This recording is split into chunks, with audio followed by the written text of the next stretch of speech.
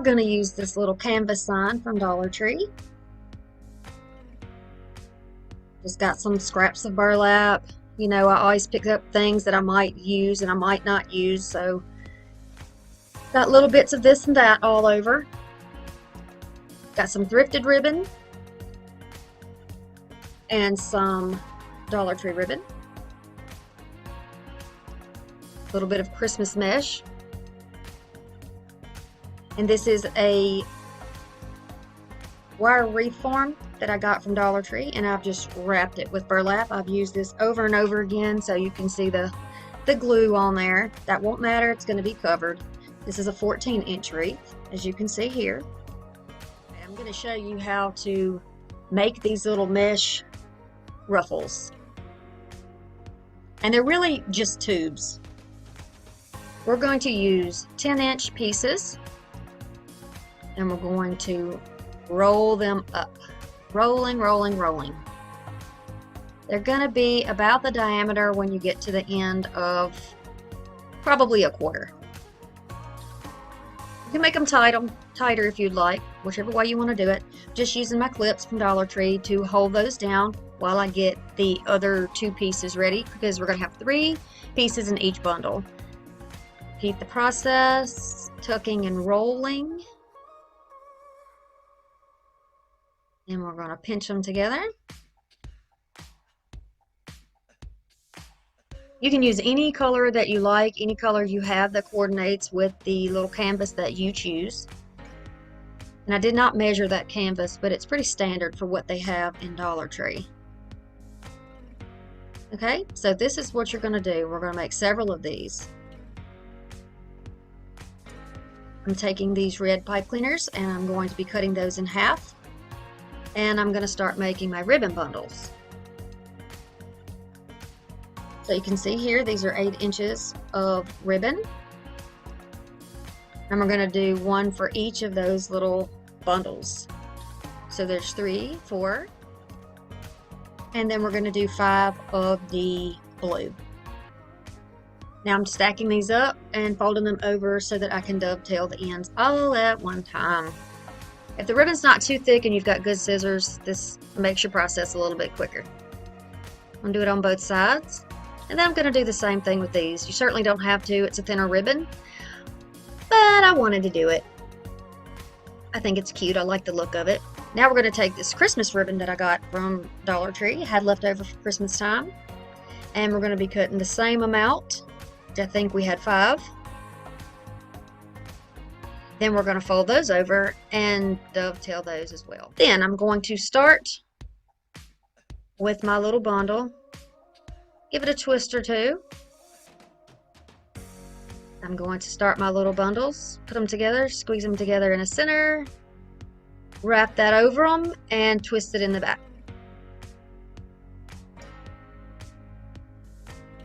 And they're really cute once they're all fluffed out. Now the smallest ribbon there does not have wire in it. That is not a problem. It's on top. It's small. It really doesn't need it. It'll stand up on its own. Do you celebrate Valentine's Day? Are you decorating for Valentine's Day? Because I'm thinking this looks kind of like Valentine's to me. It's definitely love, and it's got the colors with the red in there, but with the blue from the little scarf of one of the llamas, I think that you could use it anytime. And both of my daughters wear glasses. Okay, now we want to find placement of our cute little canvas and find a way to attach those. So instead of hot gluing it onto the frame, I'm just going to use my little pipe cleaner and a little scrap of paper to make something to attach it with. You can use wire for this, you can use floral wire, you can use whatever you have for this. Pipe cleaners can sometimes be a little bit limp, and they are sometimes hard to feed through that burlap. It just depends. And the wider the weave on the burlap, the easier it is to get these in. So you just kind of fool around with a little bit until you can get them fed through, and make sure that you are wrapping it around one of the wires on the inside. And I'm kind of aiming for that middle wire and just feeding that through there. And then this will be on the other side of the metal ring. Pull it tightly, or I'll say that I'll pull it snugly. You don't pull anything too tight, I don't want to distort the frame or the burlap by getting it too tight. And then I did the same thing with the bottom corner and just attached it down.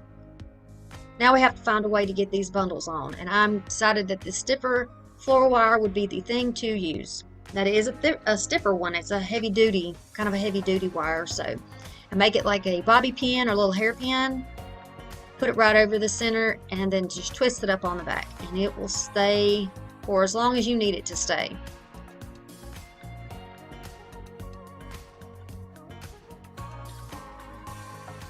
Go on with the next one, do the same thing. We want to put it snugly next to the other one. You can put it at an angle or you can turn it sideways, whatever you want to do, as long as you get them snugged in there together.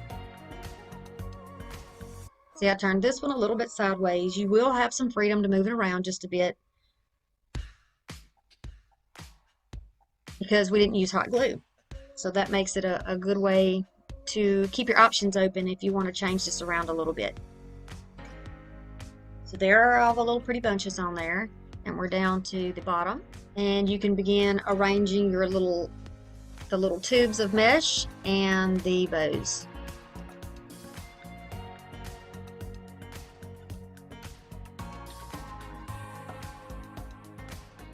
And pull that wired ribbon out, kind of curl it over your finger or bend the wires so that it flares out a little bit. And separate the layers so that you can see each piece that you have there. See, that blue ribbon will stand up there for you nicely. So I decided I wanted a little extra something in the center, and I had these little pearl beads left over from Dollar Tree. So I wanted to test them out, and I think they're going to look cute. I guess I was feeling risky this day. So if you're not going to use anything to protect your fingers, be super careful when you place these down. Make sure that you don't put your finger in that glue. It is hot, and it really doesn't take a lot of glue to put these pieces down. Doesn't that look cute? I think that gives it a nice little touch. You could always use little red hearts or buttons or anything that you like there. I think this is pretty though. Brings a little more white to break up some of that red. So we're just going to put one in the center of each one of those little bundles. See, just a little glue. I want to fix it where I don't see the hole, so it looks like an actual pearl in there. And I have some of these little hearts that came from a pick from Dollar Tree in the Valentine section. And I think I want to add those on there. Because those little llamas look like a cute little couple to me, I thought 2 little hearts would be very cute. I'm going to layer on a felt heart sticker. These also came from Dollar Tree. Just going to kind of eyeball it in the center and just place that down. These are very flexible. They're fabric, so you can kind of mold them to the shape of what you have under them. I've gotten a lot of use out of this one bag of felt stickers, so it's worth your money for sure. Okay, so I decided I wanted to add a little extra something, so I'm just taking one little tube. That's a 10-inch tube. Just rolled it up like with the others, and then I'm going to layer the ribbon on top. This time I'm not using the metallic red. Twisting them together with a little floral wire, dovetailing my ends.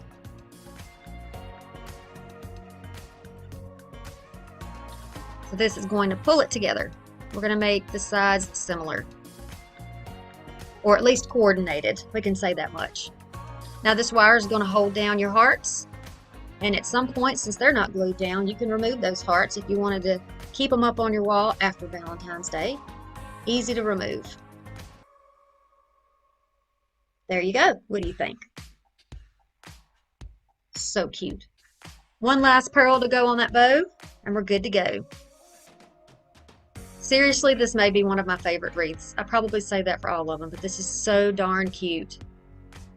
And it gives me so many ideas for options and possibilities of things that I want to do this spring. So be sure, if you have not subscribed, that you do subscribe.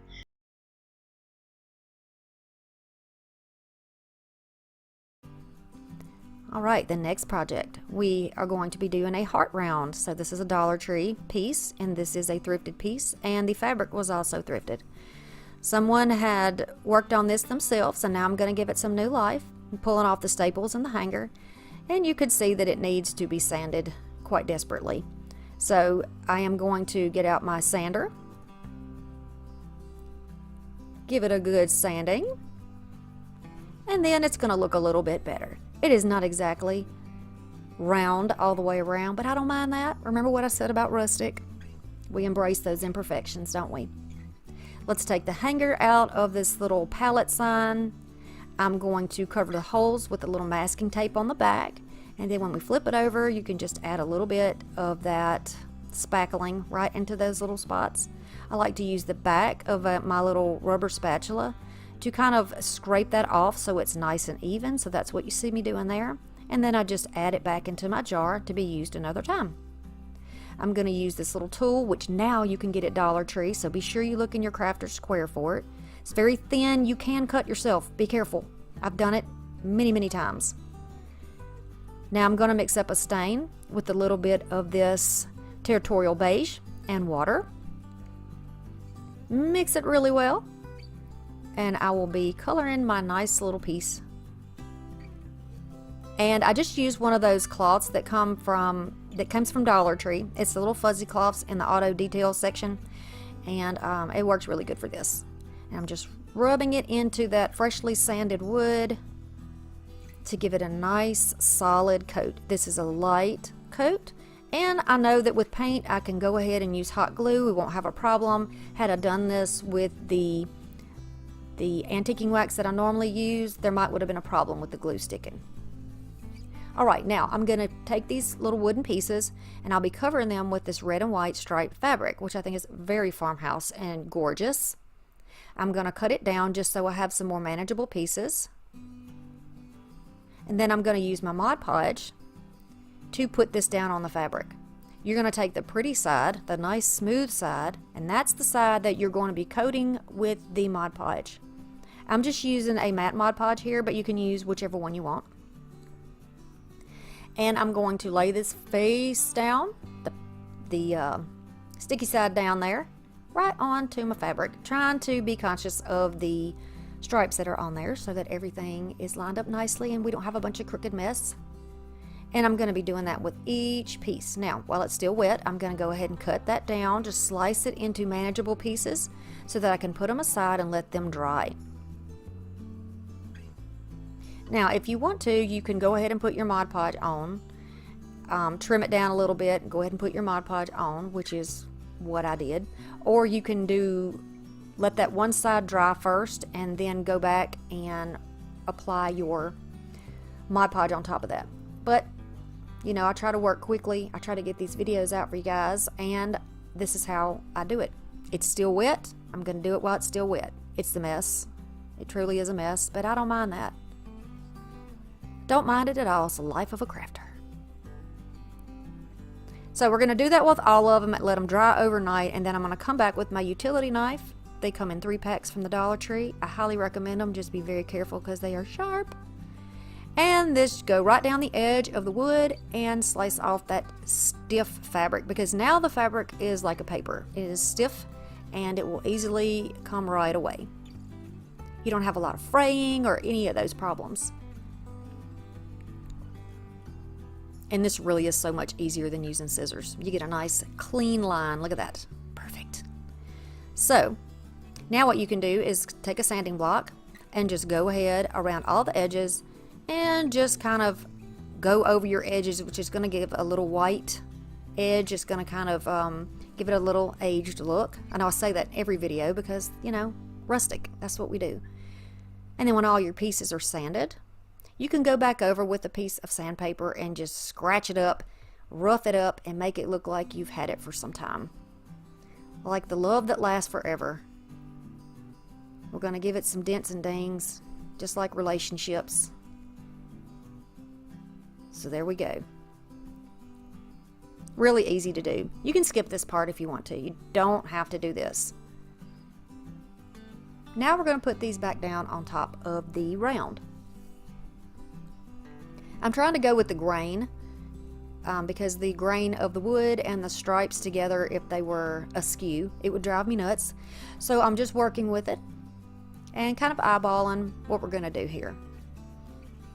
I'm going to use plain old hot glue because it's going to be inside my house. If you were to put this outside, it would be a different situation, but this is an inside piece, so hot glue should hold it nicely for you. I'm going to add a little bit of weight just to hold it down while I work on the next pieces. So you can grab a Jenga block or something to divide and make a little spacer, which is right here. See, I forgot to show you that part, so now I'm showing you. And it's just going to give you the right spacing between your pieces. You can eyeball it. You know, you don't have to do this part. You're not gluing them down. You're just using them as a little placeholder. Y'all, the stripes on the fabric are making my camera do weird things. You should see the end screen. It's kind of craziness.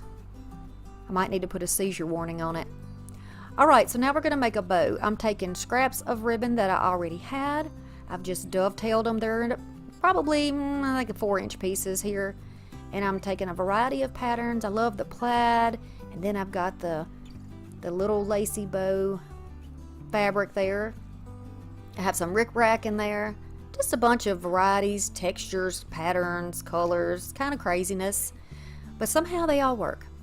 So I'm going to add a little piece of that rickrack on top. Flip it over. And then we're just going to tie it into a knot or two. And it holds it quite nicely.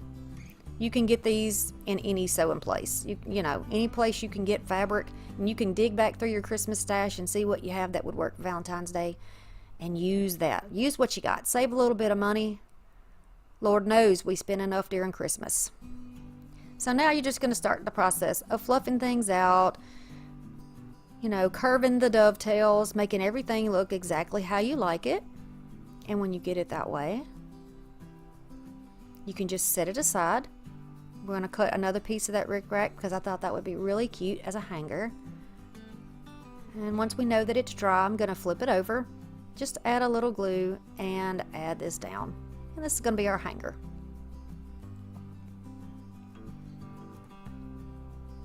So now we can add the little bow back onto the hanger. Or onto the hanger, not back onto it. Tie it. And you can leave that as part of your bow if you would like. Give it a little extra oomph.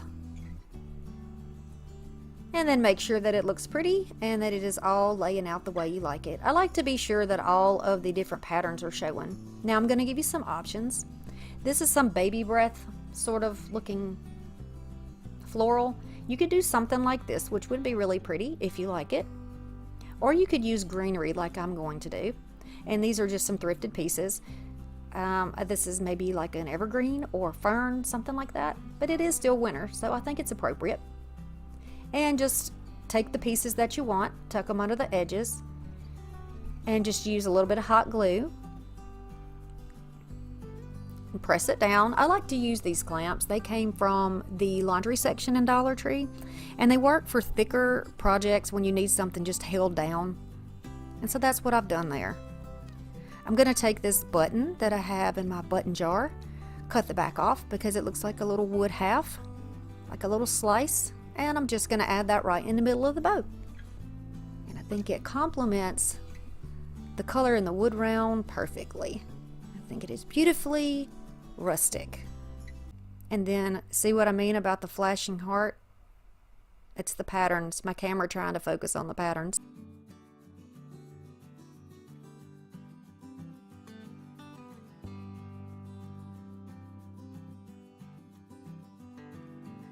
Welcome back, y'all. We're going to use some items from the Dollar Tree. This was a fall sign, the little pumpkins. It had a stake. I pulled it off.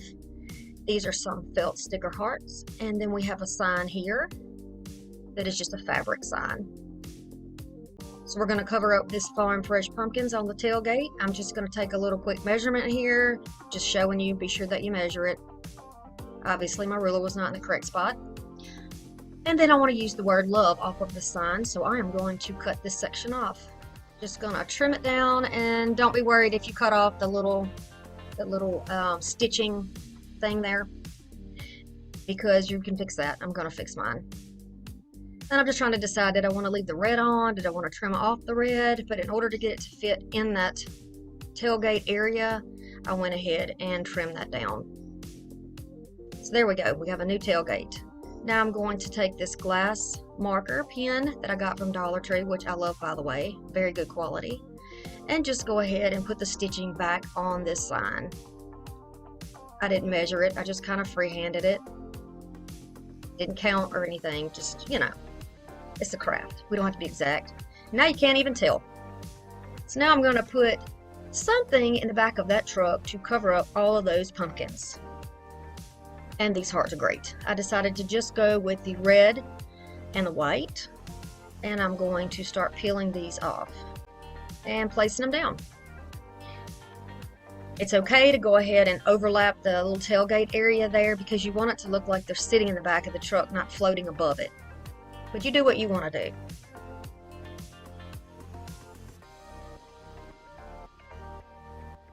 Just gonna go along there and add them on. And one thing you should know about the white ones is that once you take the backing off, they're pretty sheer, pretty thin, so you may want to double up on those stickers so that you don't see what's underneath it, and it makes a bolder color, I think, when you can't see through it. You see there? I don't want to see that, so I'm just gonna double those up and they'll be fine. They'll cover up those pumpkins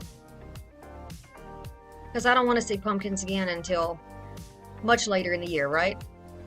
Okay, so that's what we're going to do. We're just going to keep adding these and stacking and staggering these so the pumpkins are covered until I get as many on there as I want to put. I'm also going to go back, I think I lost a little footage, and add in some of the smaller hearts on top of some of the larger hearts, just to give it a little more dimension.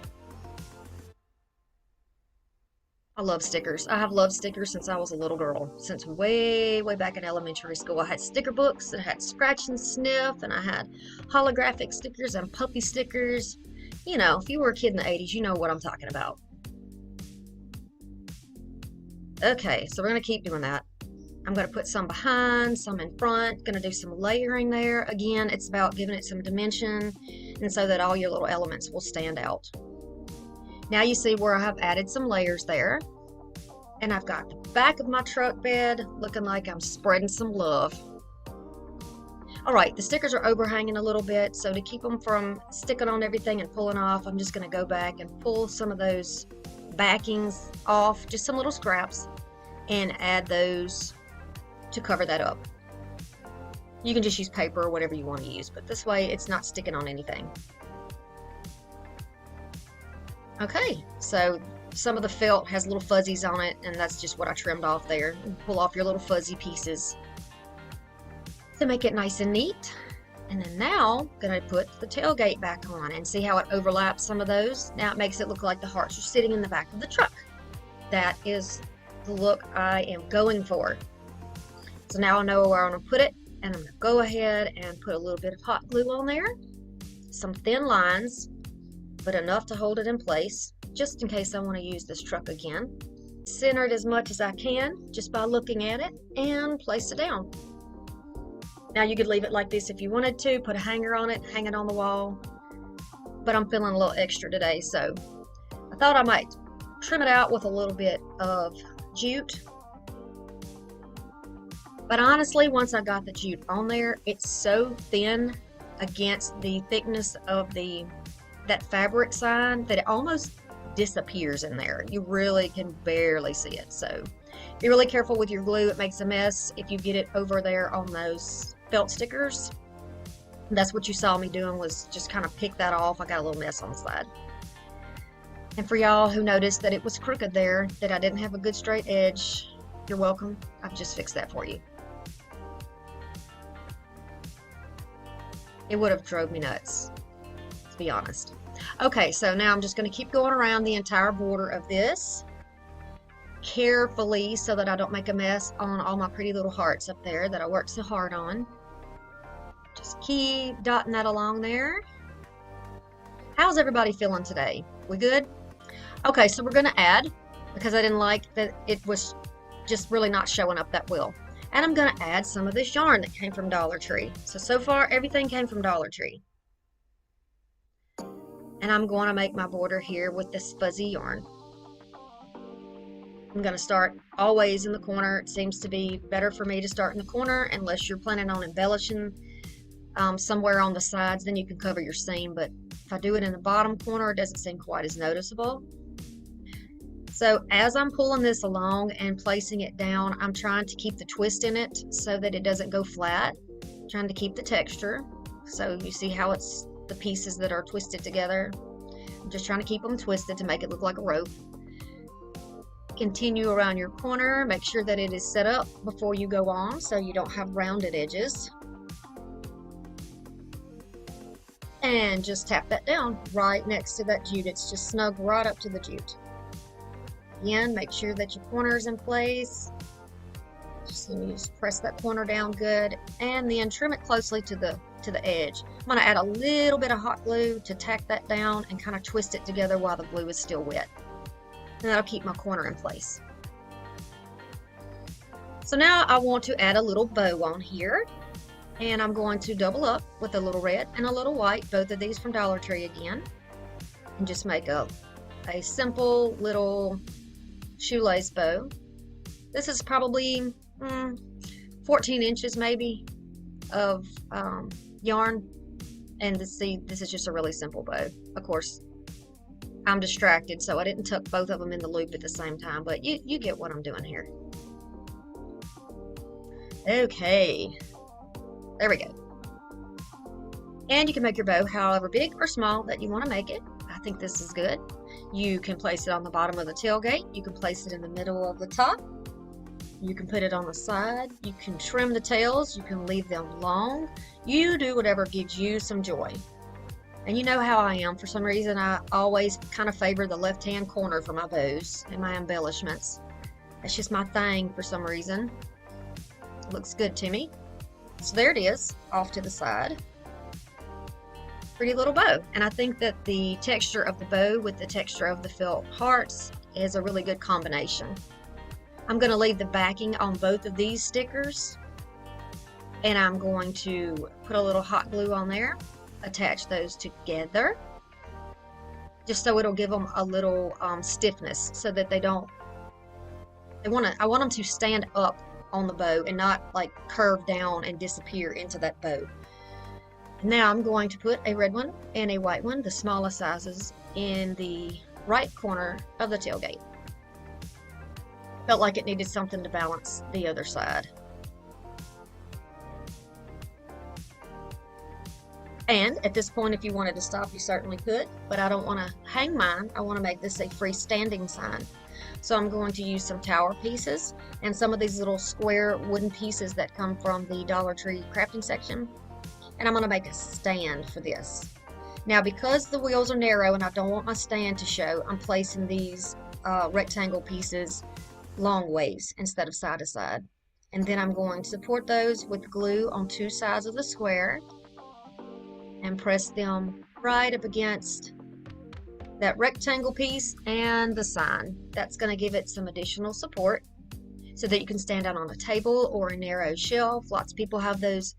If you have the farmhouse style, you have those narrow shelves, and this will fit nicely there. So you see, I just have it propped up for the camera purposes, but you can just set that up on your table or wherever you like. If you work, you can put it on your desk. It'll be a cute little reminder to just let love rule. You remember this truck. I was lucky enough to find this late in the season amongst some other things where it didn't belong. We're going to take a variety of ribbon. I've got some of this open weave, kind of burlappy looking stuff. I've got some denim ribbon. This is unwired, but it's a stiff ribbon, and it's got a little garden gate scene on it. It's a little bit of a white kind of rope design ribbon here. Some of this was thrifted, some came from Dollar Tree. I got this at the thrift store, and this is a little bottle of jade acrylic paint. I'm going to take a variety of flowers and picks. Whatever type of florals you want. I wanted to do more of a spring type theme, so this would transition easily. I'm taking a thrifted oval shaped, I think it's like a 14 by 16 or 18, if you can see here, wreath. And we're going to start by working on this truck. So it's just stapled on, the little tag is, so you just pull that out of there. We're going to pop that off, and there's a staple underneath that needs to be removed so you don't poke yourself. So I'm using my little pliers here to just get right next to that and clip it off. If you do not sand off this glittery textured Merry Christmas, it will show right through any paint you use. That includes chalk paint. So you need to get your sanding block. This one came from Dollar Tree, and go sand it down and then wipe the residue off. You don't want that red and gold to bleed into anything else. So when I did this, I thought, maybe I should use a base layer of white since we're using a light color. So I went ahead and took my chalk paint and started working. Now see, I have 3 hands. Look at that. That is my son.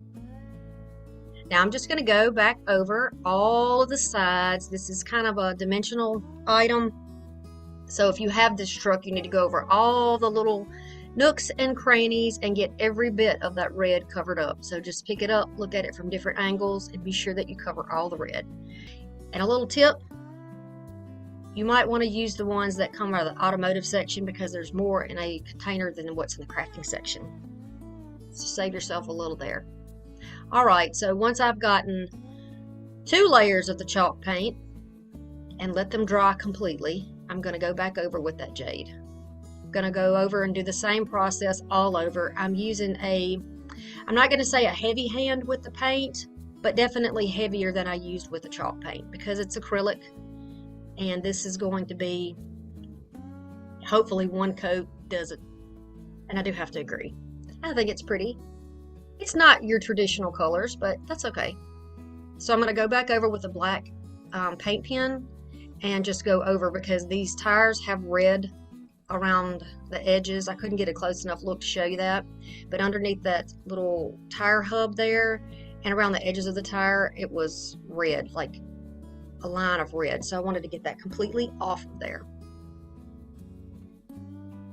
Okay, so as you can see, the truck's going to fit nicely across this sign. And I want to put it closer to the bottom than the top. Now we're going to work on the floral section that's going to go underneath. And I've just picked some thrifted fern pieces as part of my greenery. And again, I don't really have I have an idea of what I want to do, but I don't have a firm plan in mind. So you're going to see me probably move some things around. All right, so we're using our non-traditional Valentine's colors here. And I thought that the blue would be really pretty. It also matches the blue in my ribbon.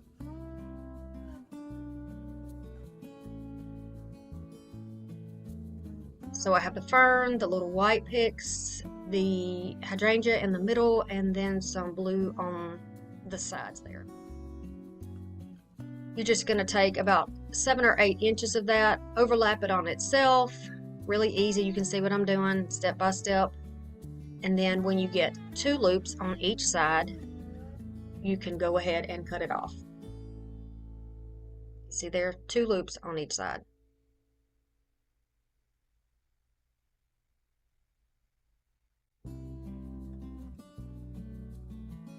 Then I'm going to take this ribbon, and I don't know what happened to the denim ribbon that I had planned on using. It was days in between, and I had been getting over a sickness, so I don't know where it went. So we're just going to work without it. I'm going to do the same thing for this pattern ribbon, but I'm going to cut notches in the sides, little bitty notches, like we're talking millimeters, just so I have something to grip onto when I start fluffing out the bow. So you saw me cut a little notch in one side. We're going to cut a notch in the other side. And then I'm going to wrap a piece of the jute cord around it, pattern on top, turn it to the back, squeeze it tightly with our jute, and then hold it in place and tie another knot or 2 in there to hold it nicely together because we're going to do a lot of tugging on this bow to fluff it out.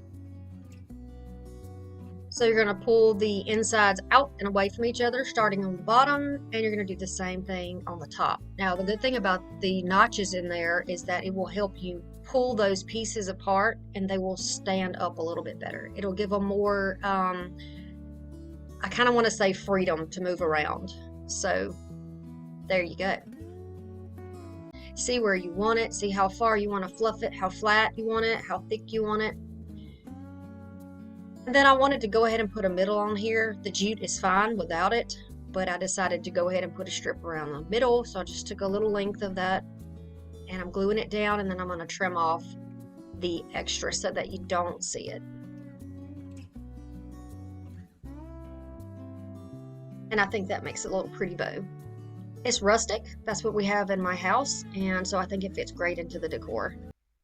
Now we're going to make the tails. I'm going to cut off the end of the spool. There's like a dimple or a little, I don't know, unnatural looking edge, but we want to cut that off because I want the ends of these bows, these tails, to be curly. So I don't want anything to interfere with the pattern, with the direction that they're rolling in, the direction of the curl, if that makes sense. Probably didn't, but it did in my head, I promise. We're going to take some of the burlap and some of the pattern, put the pattern on the top. We're going to pinch them together, place them on the back of the bow, and that piece of jute that we had left, we're just going to tie it very tightly on the back. So now our bow has tails. Still going to look a little bit silly at first, but you'll see what's happening in a minute. Okay, now you put yours in the center. If you'd like, you can put yours to the side. If you would like on either side, it doesn't matter. I'm just going to thread this pipe cleaner through my jute here and then use this to attach it to the wreath. Now if you don't want your jute to your pipe cleaner to show, you need to put it through the inner surface, not around the outside diameter of the wreath. So just kind of feed it through the vines there. Kind of give it a nice tug to make it secure, and then twist it and just tuck that back inside. No one is going to see this. This is not the type of wreath that you would hang on a glass door because you'll see all your hardware and you don't want to see all that. This is the type that you would want to put on a wooden door or hang on your wall. One-sided. So I'm not going to glue my truck because I can just tuck it right in amongst the wreath, right in the vines, and it stays nice and secure just like that. And that way I can use that truck again for another project. I felt like it needed a little more something, so I've taken this other thrifted pick and I am just going to kind of place it amongst the fern there, put it in the back of the fern, and then twisted the pieces together like you would see it in nature. It all grows together, right? It all grows together in the woods, in the forest. They live happily together. And I'm going to add a couple more blue here. Just because I had them, I went ahead and added them. And I'm loving the combination here. Blue is my favorite color. And I think this is just gorgeous. It just fits my style beautifully. So, dovetailing my ends. And then they don't look very curly, but they will curl. And I'll show you that shortly, so stick around. So I'm just adding a little bit to the bow here. I thought I wanted to bring a little of the florals up to the top. Have a little more going on up there. If you don't look for florals and ribbon at the thrift store, you really should. That's where I got this little garden looking ribbon there. That's where I got that and most of these gorgeous picks, because I'm not going to spend a ton of money at the stores full price on anything. I'm just not going to do it. And I've just chosen a very simple love sticker. Use whatever you like. If you want a freehand, you can freehand. If you got a Cricut, you can put something on there. You do whatever you like. You don't have to put anything on there at all if you don't want to. But I think this is simple and it is pretty. I think I've said pretty about 1,000 times already. Okay, metal ruler underneath, put your thumb on it and pull out on that ribbon. And it's going to curl just like you use the little curling ribbons at Christmas time for packages. I don't think people do that anymore, but they used to. And it will curl that thick papery ribbon. Isn't that great? But if you're on the bottom of a spool, then you'll be able to do this with yours too. What do you think? I'm loving it. I'm loving the non-traditional, just a hint of Valentine's in this. We're going to start off with one of these tinsel wreaths. Mine came from Goodwill, but you can certainly get these at Dollar Tree or at the Dollar General. You're going to start by removing all of this tinsel. So I'm just clipping one piece, and then it's just wound around these little spike things that stick out on the side. We're going to remove all that tinsel just like this. You just wind them back and forth, and then you're going to take some type of a cutter and remove those little spikes. We won't be needing those. So to get your frame all clean like this, and be sure that you trim those down so you don't cut your fingers. Get them down as low and blunt as you can. I'm going to use a detailing cloth from Dollar Tree, which I'm going to cut into about 4-inch strips, I think. And then I'm going to be using this to wrap this frame to take that stiffness out of it. I want this to be a soft looking heart. So we're going to wrap this underneath. It doesn't have to be beautiful as long as you get good coverage, and just glue this down on your frame. I'm trying my best to keep the shape of the heart, because when you add bulk, sometimes you can lose your original shape, and I don't want to do that. I just want to make it a little bit thicker and more cushioned looking. So I'm going to try to put all of my glued parts to the back so that the front is nice and smooth. And you can do this any way that you like. Use your clips here and there to give you extra hand if you need it. For the bottom, I'm just showing you here. I slowed it down to show you how we're going to wrap the bottom, so you get a nice, clean, full coverage.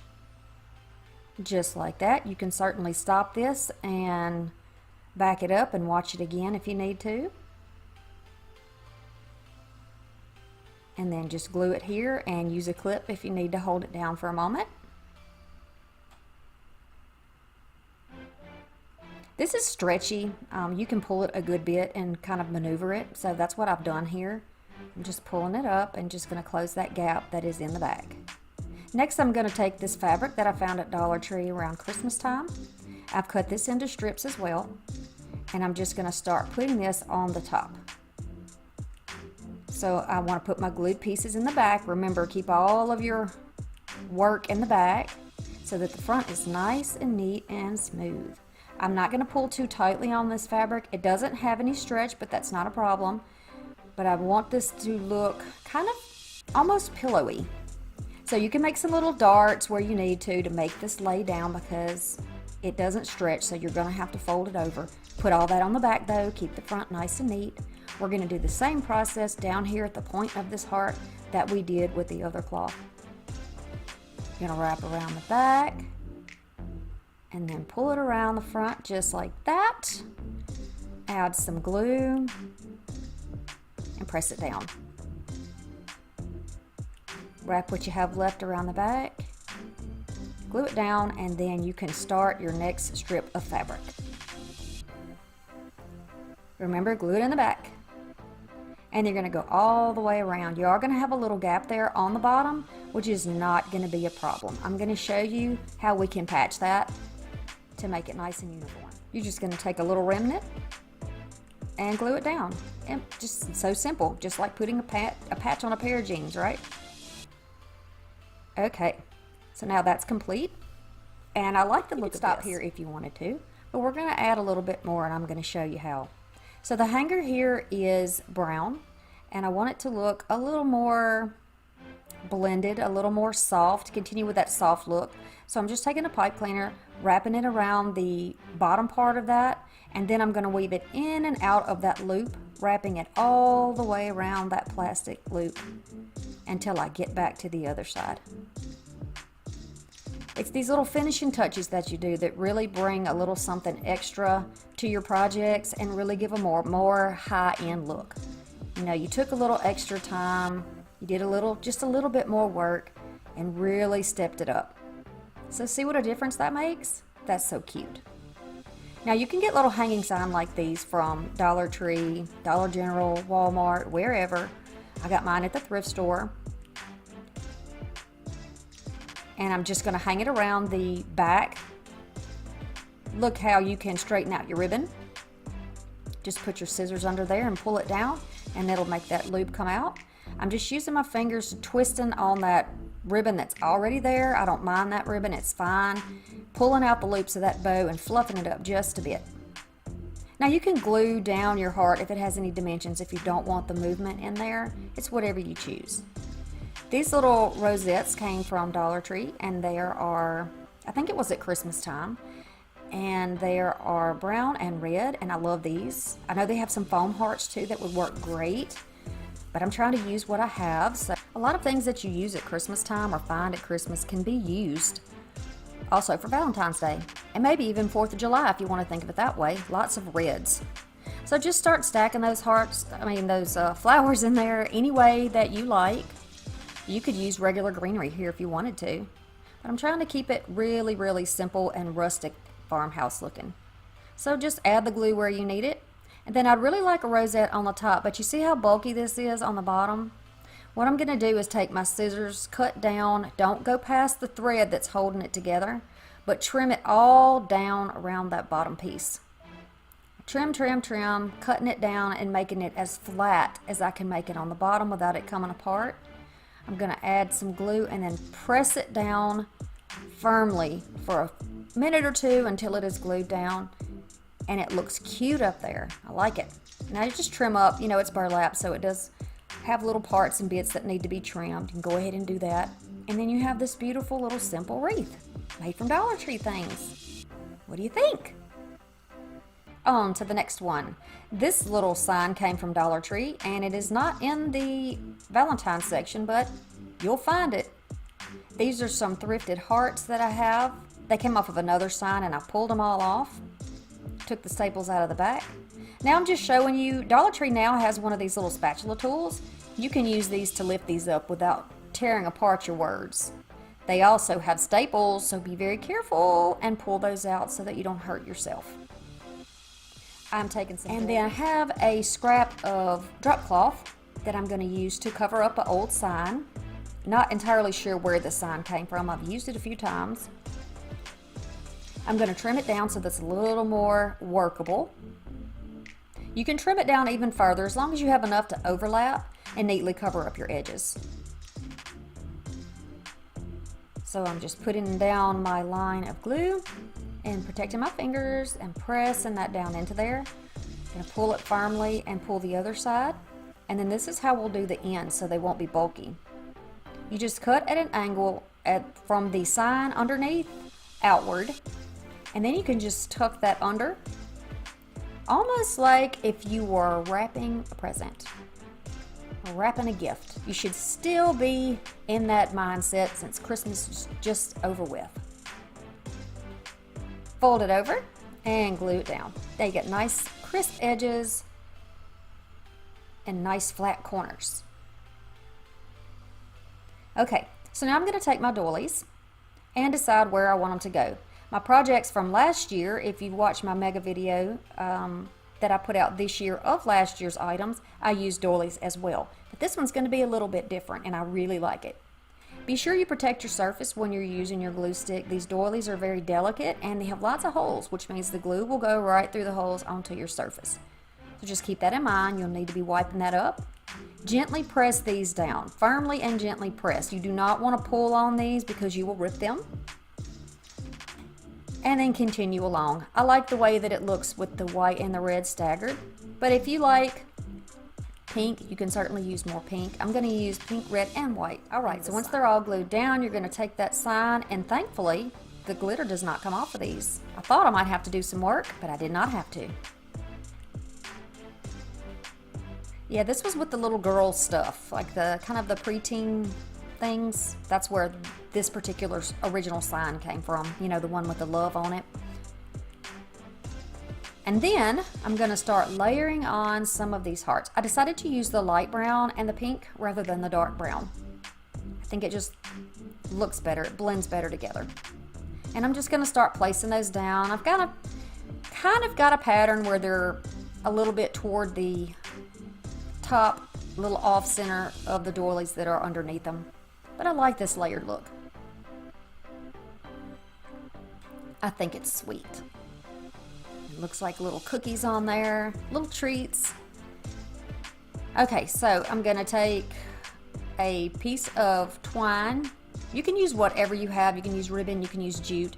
Tie knots in both ends. Put your backing on. If you're gonna be giving this away, be sure, now mine looks terrible, but I'm just giving you some inspiration to show you how you can cover it, cover up all your seams, and then you're gonna just glue down your twine. And there's your little sign. That's so simple. Here's the next and my favorite one. I'm going to use this bundle of roses, and this bundle happened to have come in the things that were donated to me by my very sweet donator who gave to the channel. I'm going to use some foam. I'm also going to use my cutters. I use this thrifted heart basket that I have. It's about 12 inches across and probably 16 inches tall. I'm just going to cut this, and I like to use my metal ruler to do it, and then break the pieces off so that they are underneath the level of that basket. I don't want to be seeing that green poking out. You're not going to see it. It's a little bit showing, but not much. So I'm making sure that my greenery is where it needs to be. I'm trying to get an idea of how tall I need the tallest ones to be, and then keeping that in mind, I'm cutting them off. You can always trim up later more that needs to be trimmed, not a problem. Look how beautiful this greenery is. Look at the little rosebuds on it. I just had to take a minute and show you this. Stunning. They're so realistic looking. Okay. Now these just need to be poked down in here. I put the tallest one in the back. I want this to have kind of a dome shape. So I'm gonna do 3 in the back. The 2 on the sides are, you can see here what I'm showing you. They're kind of lower than the one there. There's another piece with a rosebud. And some of them have, it's almost like baby's breath or something white in there with it, and it's really pretty. So coming outward and downward in the front, about the same height as the one in the back, but more forward is where I put the next one. And then the same thing here, so we're working toward the front. And continue to put your roses in there. Some people take the greenery off their flowers, and I just don't like that look. Not for something like this. I want the greenery in there. Rustic is a big deal for me. I'm not into the modern thing, so I like to have that green in there. I love my pops of green. I love things to look realistic. Like you could actually find something like this in nature and then bring it into your house and do it. You know, I really like this. So I'm just adding a few more, just a little bit taller in the back, just to give it a little more. I had more roses to work with, so I'm fitting those in where I can fit them. I'm going to put the last rose in the front, and then I'm going to take a piece of greenery that I had left. I guess one of the flowers came off. I'm going to put it on a pick and then add it right down. Looks pretty, doesn't it? All angles, y'all. Look at it at all angles. I'm going to add that one last piece of greenery because we're not going to waste it. And then we're going to work on a bow to go right in that space. It has a frayed edge, and it's a red and white stripe. Gorgeous and so easy to work with. Surprisingly, because a lot of ribbons that don't have wire, they're hard to manipulate and hold their form, but that is not the case with this one, and you'll see. I really put this one through the wringer and made a stacked large bow and still had a lot of body in the ribbon. So continuing along, you saw the kind of bow that I made. I'm going to leave that string in the back and just cut it off here on the bottom. I'm going to do the same thing with the next one, only I'm going to make this one a little bit bigger because we're going to have the smallest, a medium, and then we're going to have a large one. So that's what I'm doing here. I'm working on the medium, or the one that's going to be in the middle, and I'm tying these all with jute. You do not at this point want to be using a bulky tie, a zip tie, because it's just going to be too much in the middle. Your bow is not going to sit the way it should, and you're going to have a hard time holding on to all of it. It's just easier to use a strong jute in this situation. So I'm making sure I have the graduation of size correct on my ribbon. And continuing around. All right, now we're going to start assembling this beautiful shabby chic looking bow. I'm going to stack it and tie the first layer on.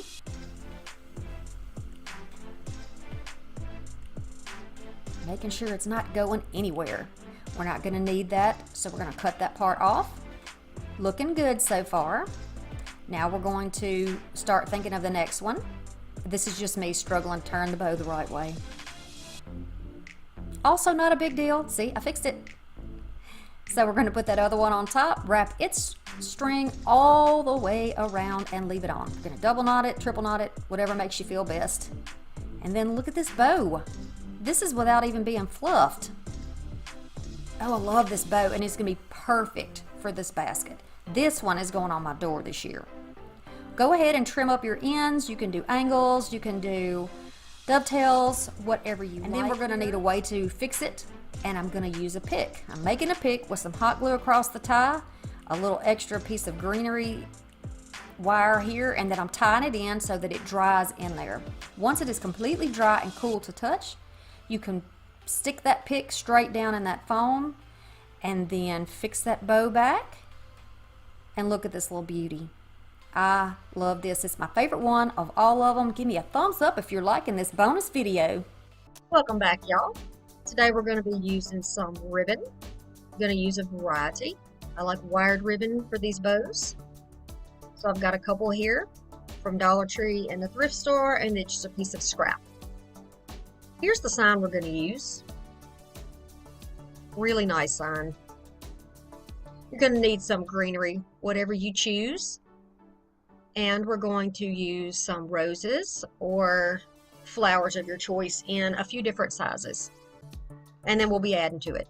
So we're going to use this 14-inch square wired wreath from Dollar Tree, and I've just wrapped that with burlap. This is one I've used for many different projects in the past. We're going to go ahead and remove the hanger and tag from the sign and figure out where we want to put it. So we could do it in the center, or we could do it off to the side. And I think since love is, the font is going this way, we're going to go ahead and put it a little bit to the side. And I'm going to start arranging my flowers. Now, I intentionally put this wreath almost upside down so that the concave part is where the flowers are, so that it kind of sits in that little nook. And I think this will work, something like this. So you can just take a stem or some wire, whatever you choose, to attach this. I left this part in here because these are not strong enough to poke through the burlap. So what I have decided to do is cut pieces off of a floral pick that I already had, that I'd already used. These work really good for this. So we're going to make a little horseshoe shape, and then they will go right through that burlap to the back, and then you can twist those closed. Almost like a bread tie. You would twist a bread tie. So you twist it and then just press it down on the back so that it's laying flat. Just like that. You're going to go ahead and start adding your layers. I like the greenery in the back. 2 different size flowers here and a little more greenery in between. This is some really pretty boxwood that I got from Goodwill.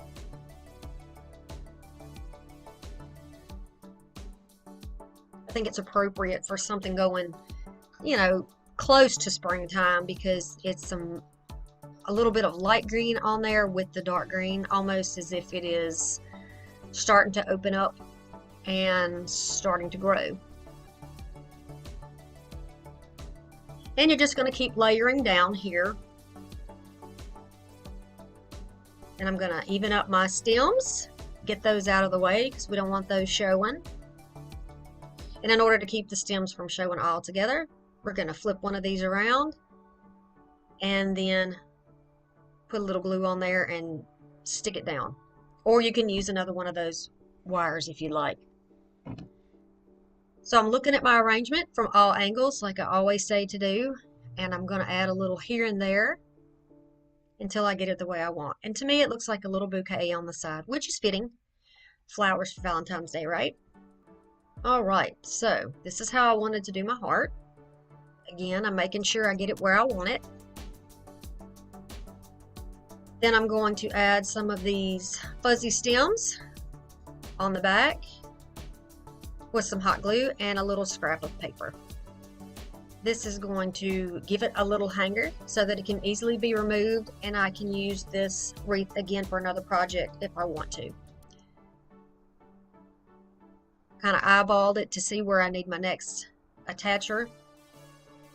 And no problem, you can definitely get them from Dollar Tree in the crafter section if you like. Keep your spending down. Now we're just going to poke those through. They're not the easiest. Like I said before, it was kind of difficult to do the flowers, but just keep working with it and it'll go through here. Or you can use floral wire if you want to. That might be better. So I'm going to take this bow maker that I made and I'm going to start making my bow.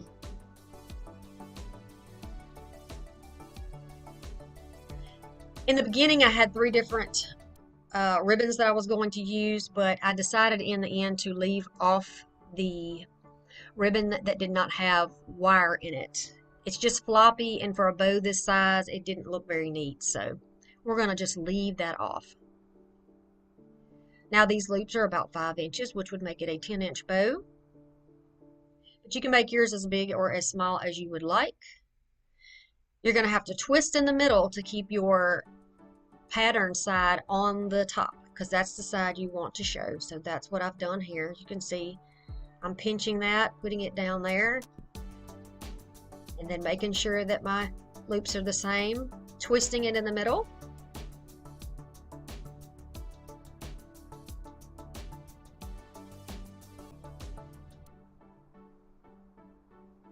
So I have 2 loops on each side, and I have a short tail underneath and this other tail on the top. Now I'm going to layer with a bow that's going to be 1 inch smaller. Each loop will be 1 inch smaller, so then this would be approximately 8 inches. And I'm going to do 2 layers. And since this is not printed, it's the same on both sides. It's much easier to do. You just keep putting it through there. You don't have to twist anything. Then we're going to cut that tail off. And there you have it. Then to take your tie, and look, I used a piece of cord and broke it. So I had to get my stem and wrap it around there. Doesn't really matter what color you use because you won't see it. So if you got leftovers from Christmas, you can use that. I'm going to dovetail my ends to give it a nice little twist it. Make sure that you get the printed side upward. You don't want to see the back of that. You want to see the front. And then you can start fluffing out your bow. And it's going to go right off to the side there. I'm going to take that stem and that wire and just go right through that corner piece of burlap, twist it on and poke it through the back. Again, no glue on there means that we can use this wreath again, the form again, for other things. So I'm just cupping under the edges to give a little more volume. And there's our pretty bow. I'm going to make this bow extend a little bit, or appear to be extended, by making some tails to put in the opposite bottom corner. That's about 12 inches, maybe 14 inches. Dovetail your ends. See, I'm going to show you how that you just pinch that right in the center, just fold it over to make sure it's actually the center, and then bend it in half. That keeps both of the pretty sides upward. That's what you want to do. Same thing here. Fold it over, walk your fingers toward each other, pinching it in the middle, and then kind of pressing downward. Layer those up. Going to get a piece of floral wire or a piece of the chenille stem like this, and you're just going to pinch it and then twist it so that you secure it in the middle. This is going to attach those 2 layers together and give you a little something to put a dot of glue on so you can put it down there in the bottom. It just extends that pattern through the wreath. So see here on the end, you just put it there on the bottom, tuck it underneath with a little bit of glue. You don't run it out in my glue gun, so it looks like I put a lot on there, but I didn't. And just attach that straight to those stems. So that's extending that stripe that's in the bow, that's in the sign there, and on in through the end of the wreath. And I think it gives it a nice look. All right, so that large pick that you saw me have in the beginning, I'm going to cut that into little pieces, and I'm going to add some of these here and there. I think it needs just a little something extra.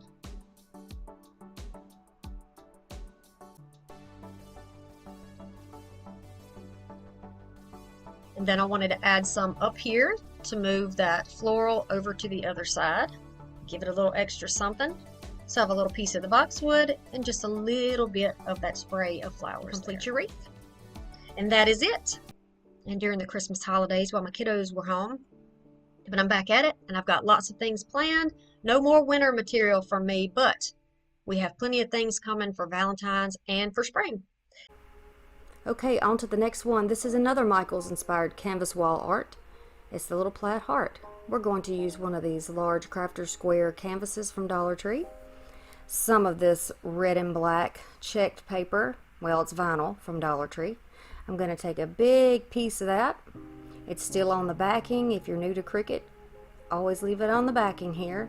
I'm going to roll it and burnish the heck out of it so I don't have any trouble. Then I'm going to print out my heart, and I did slice a word in that heart. So now I'm just going to pull that out, and I have love right in there. How simple is that? So easy, so easy. I've got some transfer paper here. I'm going to cut a section off that is workable for the size of my heart. Pick that up and drop it accidentally.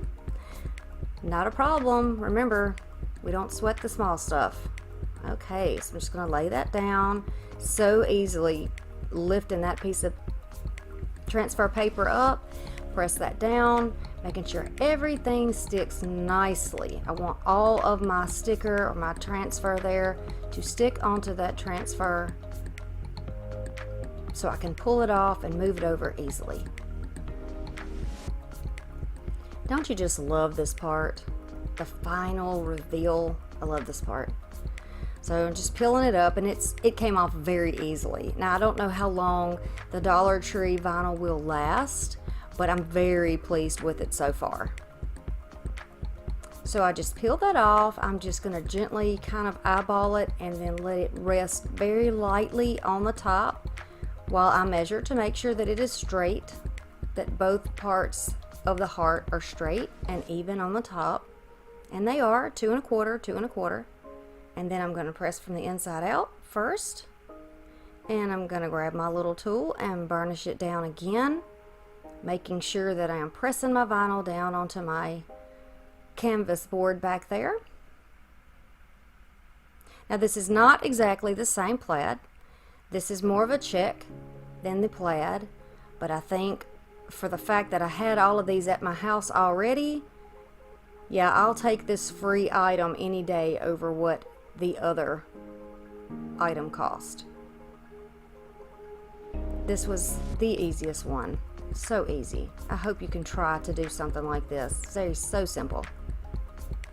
Now you could either use it as a leaner, or you could make a little hanger for it. Just a short length of jute here across the back. I find if you use a hanger like this, then you can move it back and forth on your nail or hook, whatever you're hanging it on, so that it is balanced and even exactly as you want it.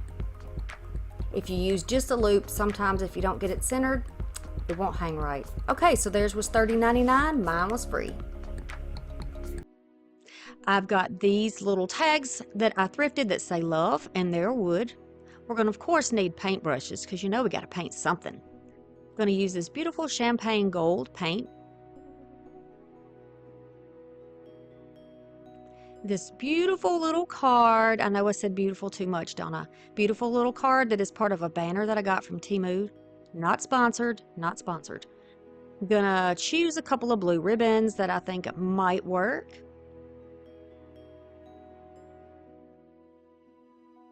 And then I have some random, some of these are thrifted, some of these are purchased, and these are just some florals that match what's going on in that beautiful card. Okay, beautiful. I've said it 3 times and we're not even 1 minute to the video. Yes.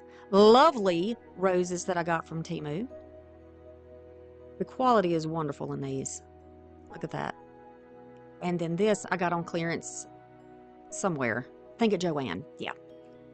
And you can pull all these individual pieces out of here or cut them off. And then another one of these wreaths. Now I did one at Christmas with the same type of greenery that I changed the color up a little bit. I have several more of these left, so you will be seeing these wreaths again.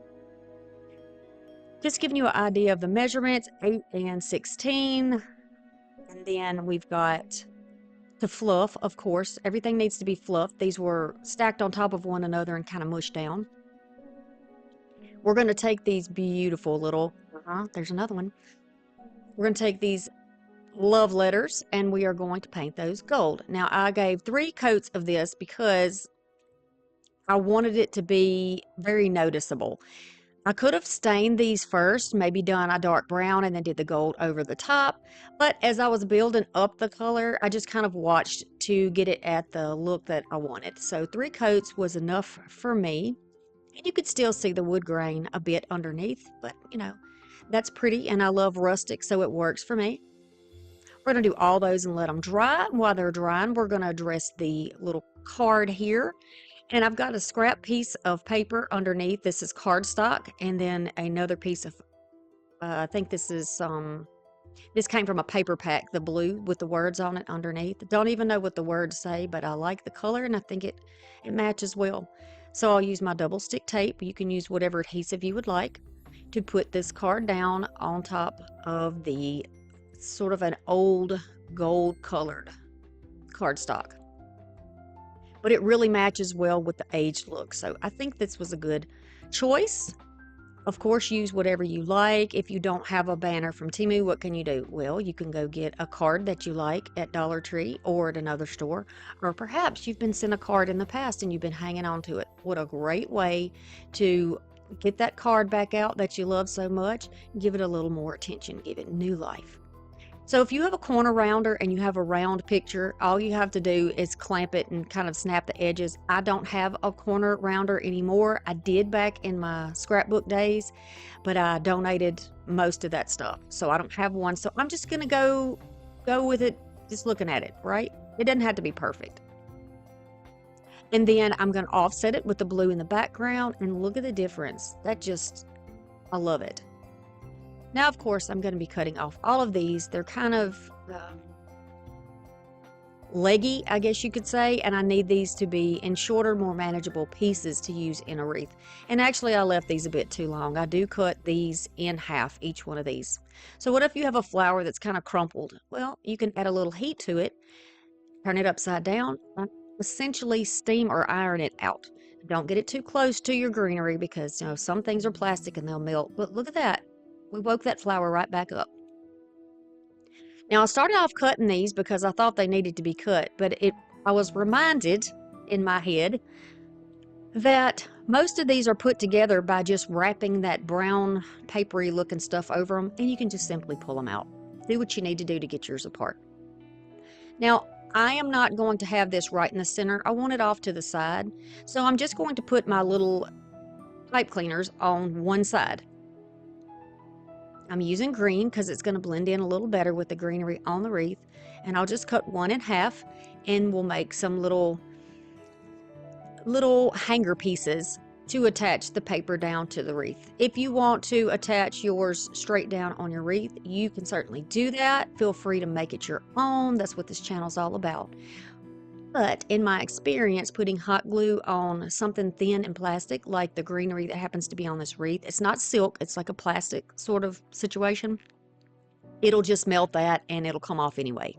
So doing it this way, I can attach down to the wreath form that is underneath the brown part, and it'll stay right where it needs to be. Now that this is dry, I want to put these pieces together. See how you can still see the wood grain underneath, but it kind of has that shimmer in the light. Really pretty. And I like the idea of stacking these one on top of the other, almost graduated.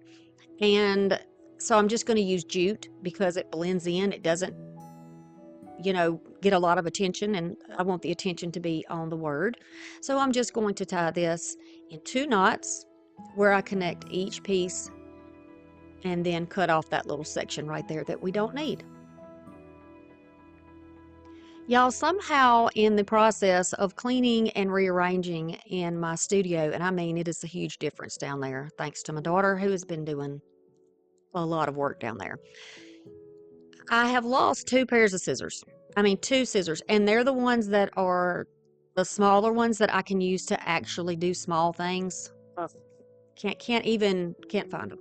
Want to say thank you really quickly also to the members of this channel who have made it possible for me to buy the microphone that I'm using today. It is new. I just installed it last night, so hopefully we have a good crisp sound. I would love to know your opinion in the comments below if it sounds better to you today. All right, so we've got the next one ready. We're going to keep going along here. And I just showed you a moment ago how you can fix the end if your string or whatever you're using starts to fray. A little hot glue, you can fix that. All right, so to hang it off of the wreath, because again, we're not hot gluing, we're going to hang it. I just chose to use another piece of this jute to just tie off both ends. And then that's what we'll use to attach it to the wreath. And then since we put double knots in between each one, I'm going to continue with that same look by just putting a double knot here. And now I think that is precious. We're just going to set it aside and we can put down our sweet little Cupid. Or angel, however you want to look at it. But it's a Cupid to me. Sending love. See how he's sitting on those little hearts? Oh, it's so cute. He's precious. Now I'm going to attach it to the wreath form underneath, which is that brown part, the original circle before the greenery. And I'm not going to pull it too tight because it'll sink down in and squish our greenery, and I don't want that to happen. So now I'm going to find placement, and it almost looks like the little Cupid's looking down at the love sign, right? I think that is adorable. So I'm just going to go behind him. Same thing. I'm going to kind of attach it, try to get it attached to a solid piece down there. And I'll just tie it in a double knot. Same thing over here. And I'm not too concerned. You're going to make a gap sometimes in your greenery when you're tying it on, but you can always refluff it. That's such a simple thing. Y'all, I encourage you not to give up on your work when you get started and you hit a bump. I mean, there are happy accidents, and you just go with it. You just go with it. I've got another boo-boo in here that you're going to see close to the end of the video, and I'm going to show you how I rolled with it. I didn't even cut it out. Just rolled with it. All right, now to keep everything locked in place, I just added a little dot of glue, and I still managed to knock it loose, so I'll fix it again later. Okay? Now, we always use clamps when we don't have enough fingers or hands to hold something, so we're going to keep going. I've torn these pieces apart, and since this wreath has that look of all the greenery going in one direction, I'm going to continue that same look with these little wispy pieces. And I chose these, one, because they're very pretty. It's the only pick I could find when they were on clearance at Joann. And it kind of reminds me of what's going on in the feathers on the back of the Cupid. So I thought it fit in very well with this project. You know, you don't have to use as much stuff as I do. I'm always going to just put a whole bunch in there. I like to show you step by step, and then, you know, just tell you too that you can stop at any point that you want to stop on your projects. Just because I do a lot and have a lot going on, that's just my preference. But I encourage you to do as much or as little as you like. These videos are for inspiration, and I just want to show you what you can do, right? Always make it your own. Okay, so now I'm going to take these peach colored roses, and I'm going to turn the greenery to make sure that for the most part we're looking at the front of the greenery and not the plastic backing. Sometimes there's really not much you can do short of just gluing it down, but I'm just going to kind of go with it and move as much forward and toward the front as I can because I like that dark green color and I like the print. These are just very well done. So I want the best part of them to be forward, right? Just like when we're dressing ourselves and we're getting ready to go out and do something, we want to put our best foot forward. So that's what I'm doing here, of course, on my crafts. Now, I love these all together. They almost look like a bunch of roses. Rather than cutting them apart and separating them, we're going to leave them all together. That's a little bouquet, right? Then I'm going to take these pieces and I'm just going to place them here and there, and then they're so big there's enough underneath for me to take those pieces that are underneath and pluck them off and use them in another place, and you'll see me do that shortly. I'm going to add these beautiful blue flowers And then I've got some more blue over there that I grabbed up that's really small that I found later, and we're going to add those in there shortly. I went ahead and added the greenery that we had from the blue flowers in there as well. And you can move things around. See, these are not glued down, so that makes it convenient. It gives it a little more options for you. See? A little more option. And by the way, if you're wondering why the longer pieces don't, why you see me just poking them in there, they're going into the wreath form that is underneath. So for the new folks and the new crafters, they're going into the wreath form under there. You can actually fit the wires down in there. So that's where they're going. And then for the pieces that are on plastic or look like they are shorter and can't be fed through there, I'll add a little hot glue and glue them in like the one I just did. Now I'm taking these little beautiful flyaway pieces of, we're going to call these wildflowers, and I'm going to just tuck them in here, there, continuing along with the beautiful blue that we already have going on in the project.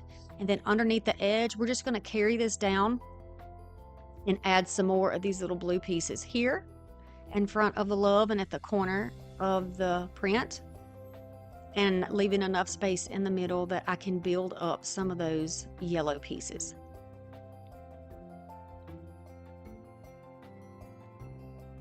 And I can just add as many or as few as I want to over here until I get the look that I like.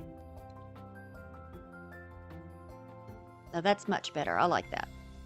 Now I'm just going to kind of weave them in and out. I'm going to kind of glue some things in place because for whatever reason, the glue did not play well with the paint that I used. So, you know, it would have worked with chalk paint. Now let's move on to the bow. I decided to use the sheer. So I've got the sheer bow, the ribbon, and I've got about, it's over 2 feet of ribbon for sure. And I'm just going to make a very simple bow in my hand. You can see how I did that. You can go back and rewind and slow it down if you would like to. Then I'm going to tie it off with a little bit of jute because the jute is what I have available. So that's what I'm going to use. And then I'm going to take another piece that is about 4 inches longer than that one. I'm going to make the exact same bow, only it's going to be a little bit bigger. This ribbon holds a bow beautifully. It is wired. You're going to want to use wired for this. Then I'm just going to pull it down. And of course we need to finish our ends. We don't want any raggedy frayed ends, so I'm just cutting them at a slant. You can do a dovetail or, you know, whatever you like here. I'm going to take another piece about, I think I took what was left on the spool, I do believe, and I'm just going to fold it in half. So this looks like about 18, maybe 24 inches. I'm going to fold it in half. I'm going to fold it over, and then we're going to use this strip to go right in the middle. It's going to cover the jute, and it is going to firmly attach it to the brown part of the wreath underneath. So I'm just tucking it in there, pushing it through with my fingers. And once I get it back there, I'll pull it up and then I'll tie it in a double knot. And then you can cut off any excess you might have in the back, or you can just leave it there. I'm going to fluff the bow because, you know, you got to fluff those bows. And then try to give a little personality to the ribbon. You decide, do you want it to flip up? Do you want it to flip down? Do you want to just have it swag down, or do you want to make a curl in it? There's so many options with bows. But, you know, do it your way and the way that you like it. And this is the final result, which you will get a better look at the very end of the video. So, of course, we're going to use our antiquing wax and a chippy brush. Another one of those beautiful banner pieces. And then this is like a wallpaper strip. And this is a heart that somebody else already DIY'd. I believe you can get something like this at Dollar Tree that is completely plain and you don't have to worry about painting over or removing anything. I'm going to measure out on this wallpaper that is from TEMU.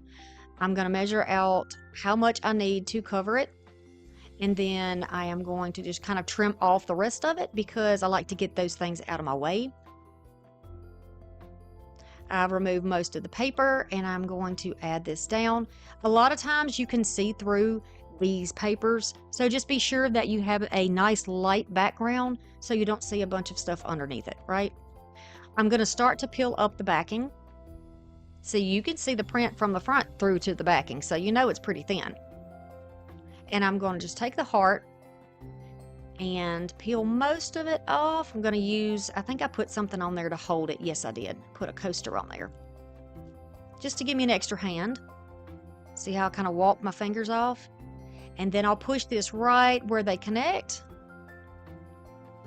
Drop it down, press it into place. It stayed nice and flat, thankfully. I'm just going to press it down a little bit, and I'm going to cut off the excess. This does not have to be really neat. It doesn't have to be a very close cut because we are going to be sanding off the excess. It works well. Press it down with your hand, use a squeegee, use a credit card, use a spatula, something to get this flat where there are no bubbles and wrinkles in it. All right. Love the vintagey look of this. Already love it, but it's a little too... the color is not exactly how I like it, so I'm going to change that. But you see how easy this shears off? Just going down and away from it. You can pull that right off. Perfect. See the difference it makes from here to this side? Very defined. Now, I want to darken this up, of course, because I've got to give it more dimension. I don't want anything looking flat. I want it to look like it's truly something old. So I'm going to go around it with just a baby wipe, a damp baby wipe.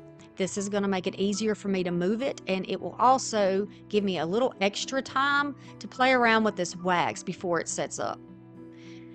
So I'm going to go around all the way around the edges, all the way. I'm getting the very edge of the heart, plus I'm getting about an inch, maybe an inch and a half toward the inside of it. As it starts to dry, I'll kind of blend inward. So I'm going inward in circular motions to get the color the way I like it. Now, when you're doing this with a baby wipe, if you get it too dark, you can quickly wipe it back off, right? I like the color of this. I think it looks good. See the difference? Yes. Now, because it's still damp, I'm just taking a chippy brush, a large one, and I'm just going to kind of play with that to give it almost a little bit of shaping. If you curve the brush, it puts the wax almost like... It's kind of hard for me to explain, y'all. Just take my word for it. But you can skip that step if you would like. Now I'm going to cut her out. I'm not going to leave the shading on her because we're doing something a little different. But she has a little foot down there. We want to make sure I don't cut her foot off. And I'm going to put her on that same piece of scrap cardboard we had. You see how convenient it is to have these scraps because we didn't have to buy it. And I've used it in several projects. Little hot glue. I'm going to get her placed down on here so that I can get it cut out. I'm going to do the same thing with the heart. And then I will cut around here. Preferably with some detailing scissors. But, you know. Then I'm going to take my finger sander and go all the way around. This is going to make the edges nice and smooth and make this look like one piece rather than a piece glued down to something else. Right? You can also cut apart a cereal box and use that if you would like to give it a little bit of extra weight. You certainly can. Now the same thing here. We're going to go all around the edging. We're going to cover up all the white, and we're going to make this look a little more aged. And don't forget the inner parts like the neck and things like that. Then I'm going to dry it. I have a little piece that came off of a Dollar Tree thing here. I peeled off the front of it, and I'm just going to paint it white, and we're going to make a little dimensional heart. Once I've got it painted, I'm going to add on some wax. Y'all don't panic. It looks definitely worse before it gets better. Again, I'm using a baby wipe because it makes it easier for me to blend.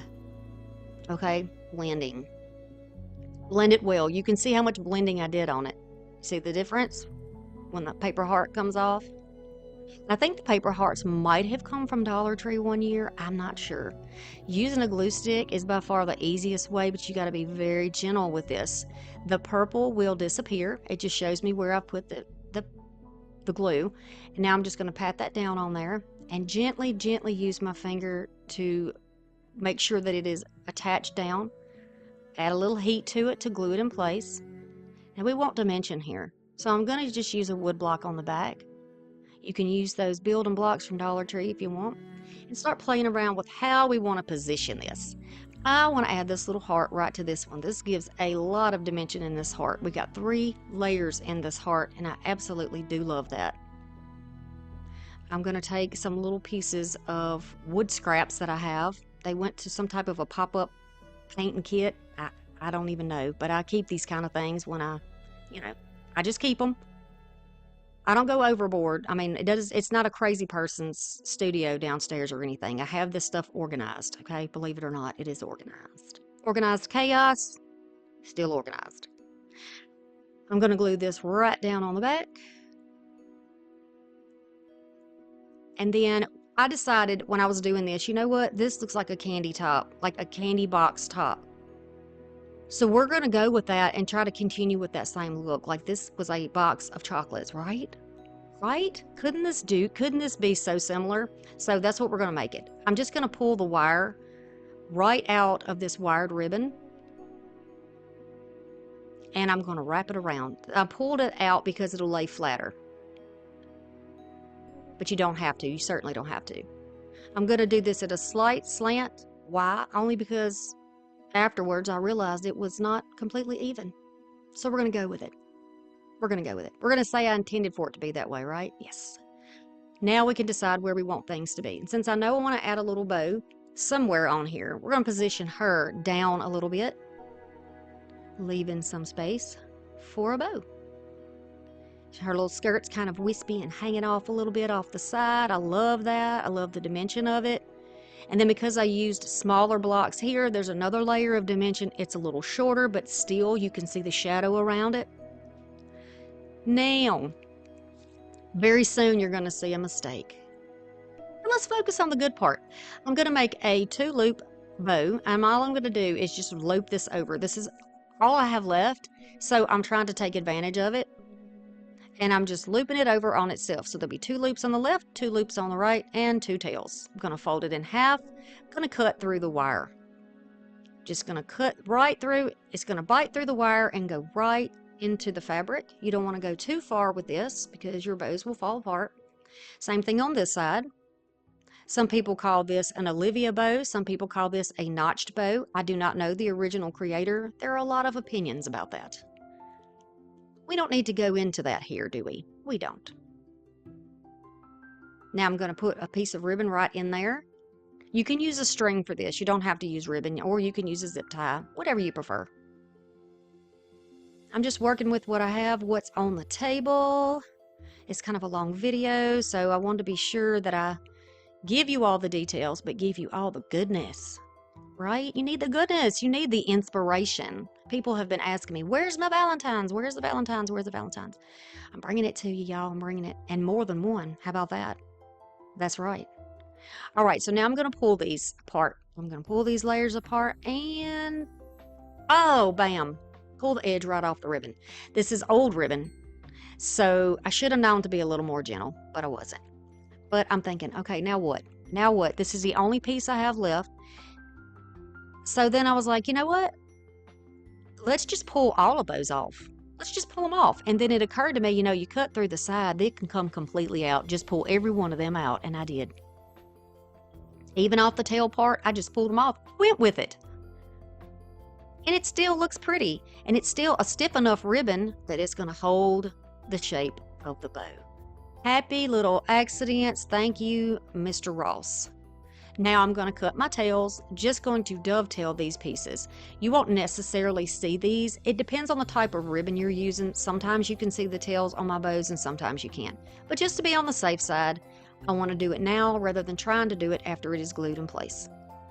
All right, so now this is going to be the back of the bow. I'm going to take that one last piece of scrap that I had there, and I am going to fold it in half, and then I'm going to dovetail it. So now we have this little thingy, this little piece, and we're going to work with it. I'm going to add some hot glue on the back of the bow, and I'm going to squinchy this up in the middle, press it down in there, and then a little bit of that will show when you put the bow in place on the top and the bottom, and they look like little faux tails.